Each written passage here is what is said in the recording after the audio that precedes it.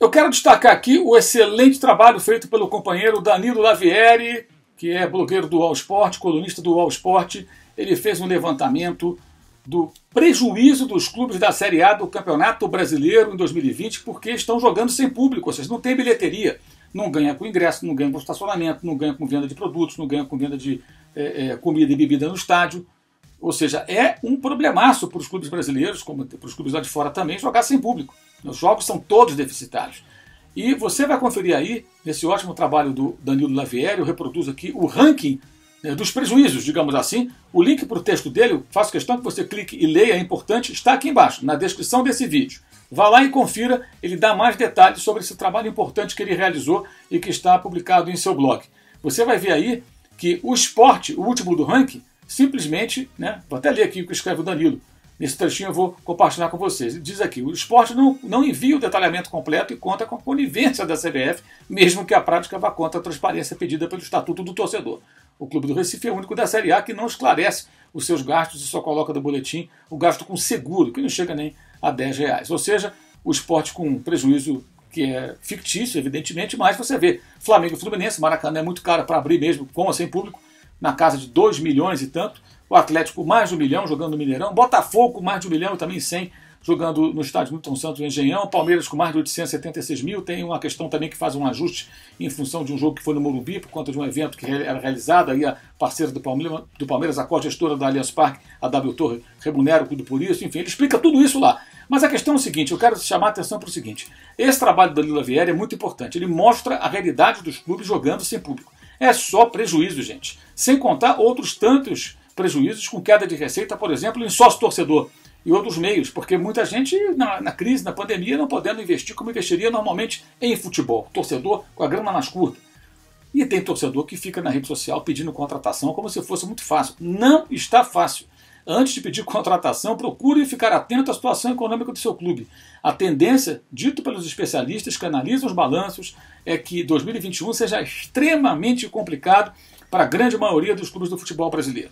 Por quê? Porque é um ano de prejuízos, é um ano de receitas reduzidas. E mais, as receitas de televisão do Campeonato Brasileiro, que viriam agora no final do ano, na virada do ano, elas só virão adiante em 2021, porque para se chegar à receita final, a remuneração paga pela Globo, é preciso terminar o campeonato, porque existem itens de classificação, de desempenho, que determinam a audiência, quanto cada clube vai receber. Enquanto não termina o campeonato, você não pode saber quanto cada um vai receber. E o campeonato terminando 2 meses depois do previsto, mais ou menos isso, quase 2 meses depois, evidentemente faz com que essa receita demore mais a entrar, sem contar a possibilidade, não sabemos ainda esses números, evidentemente porque o campeonato não acabou, mas sem contar a possibilidade de queda de receita de pay-per-view, porque muitas pessoas podem ter cancelado o pay-per-view por conta também da dificuldade financeira imposta a muitos brasileiros em função da pandemia do novo coronavírus. Então é preciso muito cuidado e o torcedor tem que ser um pouco mais cuidadoso.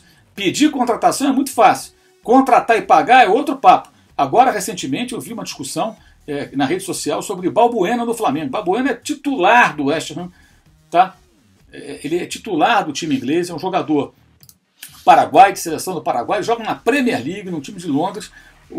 A moeda local, a Libra, está bombando aí já há um tempão, acima de R$7, ou seja, o cara tem uma remuneração alta, no mínimo 8, 10 milhões de euros custaria uma multa rescisória, o West Ham cobraria se fosse liberar esse jogador para o Flamengo ou para qualquer outro clube, ou seja, é quase que um devaneio isso. Aliás, nessa segunda-feira, o West Ham enfrentando o Aston Villa, Balbuena completando nada menos que o seu 8º jogo como titular em 10 compromissos do time inglês na Premier League, ou seja, ele tem jogado regularmente, frequentemente, fazendo até um trio de zagueiros ali com o Ogbonna e com o Cresswell, que é um lateral esquerdo, vira um lateral zagueiro, estratégia muito comum dos times ingleses.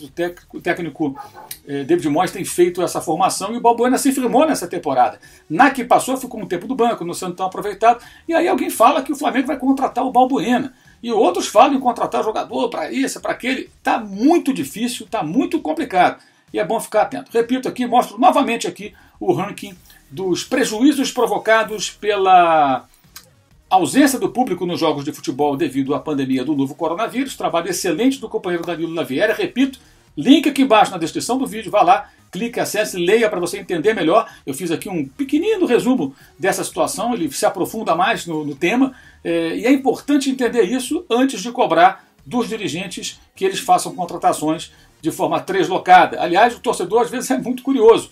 Ele cobra do dirigente uma atitude, mesmo que ela seja responsável. Depois ele cobra do dirigente as consequências da própria instabilidade, da própria irresponsabilidade em alguns casos, até motivada pelas suas solicitações nem sempre razoáveis. Comandar um clube de futebol não é fácil. E o torcedor hoje, com a internet, com a transparência que é exigida na maioria dos casos, ou em boa parte deles, os balanços divulgados, os estudos detalhados sobre os balanços, o torcedor tem acesso à informação.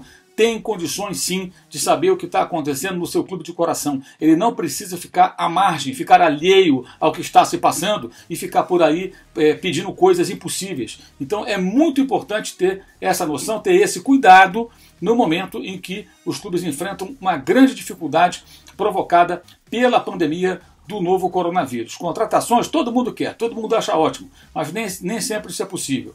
Alguns podem dizer, mas o Atlético está contratando, o Atlético tem um apoio de patrocinadores, parceiros que estão fazendo esses investimentos. E mesmo assim é sempre um risco, a gente sabe que é um risco porque alguém que bota o dinheiro em algum momento pode querer retirar aquilo que colocou. E aí como é que fica? E qual vai ser a solução? Alguns dizem, mas o clube tem patrimônio, muitos clubes importantes do Brasil têm patrimônio. Mas você não pode pensar em investir no time de futebol destruindo o seu patrimônio. Porque você vai colocar dinheiro em jogador, o jogador nem sempre consegue o retorno técnico, consequentemente nem sempre consegue o retorno financeiro, e aí você tem o quê? O patrimônio se esvaindo, desaparecendo, vai sumindo pouco a pouco.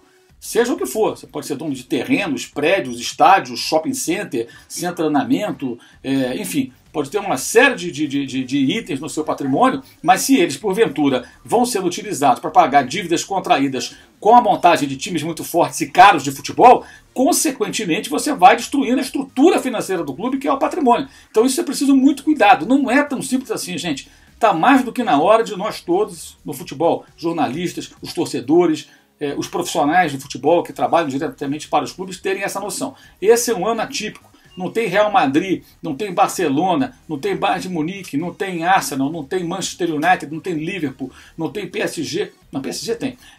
Mas não tem clube que não esteja sofrendo com a pandemia. Alguns clubes, como o caso do PSG, talvez não, porque é um dinheiro que vem do Catar e que, de repente, sustenta o clube.